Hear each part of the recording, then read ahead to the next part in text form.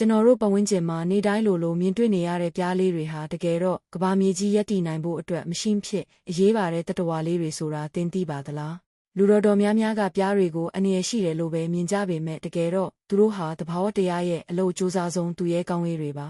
ပြားတစ်ကောင်ဟာသူ့ရဲ့တက်တန်းတစ်လျှောက်မှာပန်းပွင့်ပေါင်းထောင်နဲ့ချီပြီးပြန်တန်းသွားလာရင်ပန်းဝင်းမုန်ကူးပေးတဲ့အလုပ်ကိုလှုပ်ဆောင်ပါတယ်ကျွန်တော်တို့နေ့စဉ်စားသုံးနေတဲ့ကော်ဖီပန်းသီးဘာရန်ဆေးနဲ့ဟင်းသီးဟင်းရွက်အတော်များများဟာပြားတွေရဲ့အကူအညီမပါဘဲဖြစ်ထွန်းလာဖို့မလွယ်ကူပါဘူးသိပ္ပံပညာရှင်တွေရဲ့အဆိုအရပြားတွေသာမျိုးသုံးသွားမယ်ဆိုရင်လူသားတွေရဲ့စားနပ်ရိက္ခာကွင်းဆက်ဟာတစ်ခုလုံးပြိုလဲသွားနိုင်ပါတယ်ပြားတွေရဲ့အဖွဲ့အစည်းစနစ်ကလည်းအရန်ကိုစနစ်ကြပါတယ်ပြားအောင်တစ်ခုထဲမှာပြားဘရင်မှအလုသမားပြားနဲ့ဖော်ပြားဆိုပြီးတာဝန်ကိုစီခွဲခြားထားကြတာပါအလုသမားပြားလေးတွေဟာသူတို့ရဲ့တသက်တာလုံးအလုပ်လုပ်သွားကြပေမဲ့ပြားရည်လက်ဖက်ရည်စွန်းဆဲနဲ့စွန်းစာလောက်ပဲထုတ်လုပ်နိုင်ကြပါတယ်ဒါကိုကြည့်ရင်ကျွန်တော်တို့စားသုံးနေတဲ့ပြားရည်တပလင်းဟာပြားလေးပေါင်းများစွာရဲ့ဘဝနဲ့ရင်းပြီးစူးစမ်းထားတဲ့ရလဒ်ဆိုတာသိနိုင်ပါတယ်